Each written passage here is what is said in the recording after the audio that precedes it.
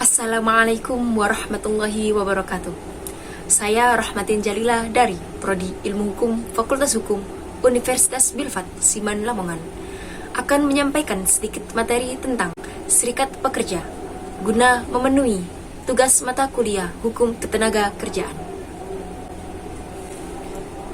Dalam Undang-Undang Nomor 21 Tahun 2000 tentang Serikat Pekerja mengatur tentang pelaksanaan dan perlindungan hak berserikat.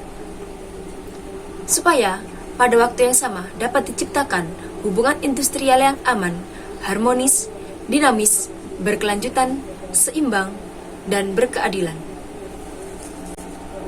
Dalam perundang-undangan, banyak peraturan yang terkait, di antaranya Undang-Undang Dasar 1945 Pasal 28 menyatakan bahwa kemerdekaan berserikat dan berkumpul mengeluarkan pikiran dengan lisan dan tulisan ditetapkan dengan undang-undang.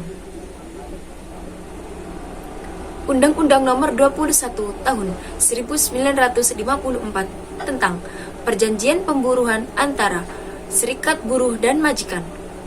Undang-Undang Nomor 8 Tahun 1985 tentang Organisasi Kemasyarakatan. Undang-Undang Nomor 25 Tahun 1997 tentang Ketenaga Kerjaan. Pelaksanaannya ditangguhkan. Serikat pekerja di perusahaan adalah organisasi yang dibentuk oleh pekerja di satu perusahaan atau beberapa perusahaan. Serikat pekerja pada dasarnya didirikan di satu perusahaan, akan tetapi serikat pekerja dapat juga didirikan di beberapa perusahaan yang mempunyai keterikatan, misalnya satu perusahaan dan anak-anak perusahaannya. Serikat pekerja di luar perusahaan didirikan oleh para pekerja yang bekerja tidak di perusahaan atau tidak mempunyai hubungan kerja dengan pengusaha, misalnya pekerja mandiri atau pekerja di sektor informal. Federasi dan konfederasi. Federasi serikat pekerja adalah gabungan dari beberapa serikat pekerja. Konfederasi serikat pekerja adalah gabungan dari beberapa federasi serikat pekerja. Perusahaan dan pengusaha. Perusahaan adalah setiap bentuk usaha milik swasta, perorangan, atau persekutuan, atau badan hukum, atau milik negara yang memperkerjakan pekerja dengan memberi upah atau dengan bentuk upah yang lain. Pengusaha. Pengusaha adalah orang, perorangan, persekutuan atau badan hukum yang menjalankan atau mengelola perusahaan milik sendiri atau milik orang lain atau milik badan lain. Yang bertujuan untuk berunding dengan pengusaha untuk menyusun perjanjian kerja bersama, menyelesaikan perselisihan industrial, mewakili pekerja dalam lembaga kerjasama bidang ketenaga kerjaan sesuai dengan tingkatannya. Misalnya, lembaga tripartit di tingkat perusahaan, lembaga tripartit di tingkat daerah dan pusat, panitia penyelesaian perselisihan hubungan industrial di daerah dan di pusat. Bersama mitra, sosial pengusaha ikut menciptakan hubungan industrial yang harmonis, dinamis, dan berkeadilan, menampung, menyalurkan, dan memperjuangkan aspirasi dan kepentingan pekerja, merencanakan dan bertanggung jawab atas pelaksanaan pemogokan sebagai upaya terakhir memperjuangkan kepentingan pekerja sesuai dengan peraturan perundang-undangan yang berlaku, memperjuangkan pemilikan saham di perusahaan. Hubungan industrial. Suatu hubungan antar para pelaku ekonomi dalam proses produksi barang atau jasa terdiri dari unsur pemerintah, pengusaha, dan pekerja. Berdasarkan Pancasila dan Undang-Undang Dasar 1945, masing-masing mempunyai unsur fungsi, di antaranya Di antaranya,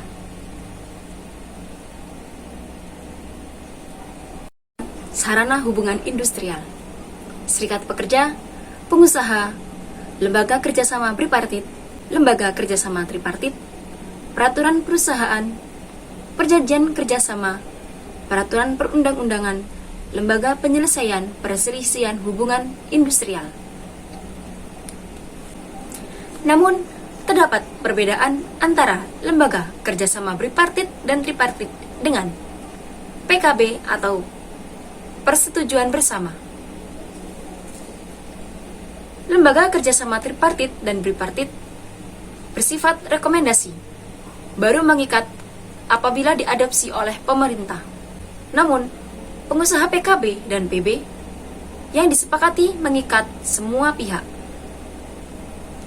Adapun kondisi sarana hubungan industrial serikat pekerja, di antaranya karakter dan sifat serikat pekerja yang nampak. Militan, soft power, terserah manajemen, lembaga lemah, sumber daya pimpinan serikat lemah, dana lemah, solidaritas lemah, pekerja, anggota terserah pimpinan serikat pekerja, mudah terpengaruh, komunikasi antar anggota dan pengurus dari tingkatan unit kerja sampai ke pusat sangat lemah, reaktif dan emosional, persaingan antar serikat pekerja sangat menonjol, beberapa hambatan pelaksanaan hubungan industrial. Yang pertama, sikap para pihak yang mencari jalan pintas. Yang kedua, pengusaha yang masih menolak peran dan ketertiban pekerja. Yang ketiga, peraturan yang tidak berpihak pada yang lemah, tidak jelas dan tumpang tindih.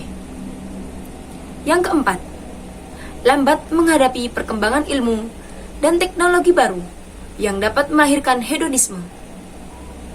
Yang kelima, berdialog sosial kalau ada masalah saja, sehingga sifatnya ad hoc. Kebutuhan minimal pekerja. Untuk terpenuhinya kebutuhan hidup yang layak dan bermartabat perlu diperjuangkan tercapainya prinsip kepastian kerja, kepastian perlindungan sosial, kepastian penghasilan.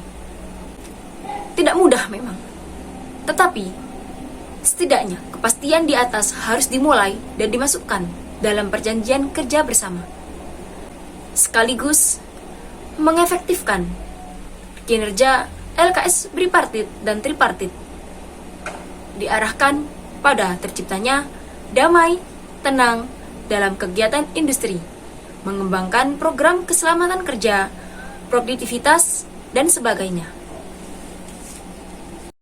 Kebutuhan minimal pekerja. Komunikasi dengan anggota. Tetapkan struktur organisasi di perusahaan untuk memudahkan penanganan masalah. Latih petugas organisasi menurut bidang yang dibutuhkan, seperti kesekretariatan, peraturan perundang-undangan, pengupahan, keselamatan kerja, produktivitas, dan sebagainya. Yang utama yang menjadi kebutuhan mendukung perjuangan organisasi. Dukungan solidaritas anggota, terkonsolidasinya dana, perbaikan kualitas administrasi, perbaikan mutu fungsionaris, menjadikan organisasi kuat, utuh, dan solid. Selalu mengadakan evaluasi hasil kinerja untuk mengembangkan perubahan langkah atau mempertahankan hasil yang sudah dicapai.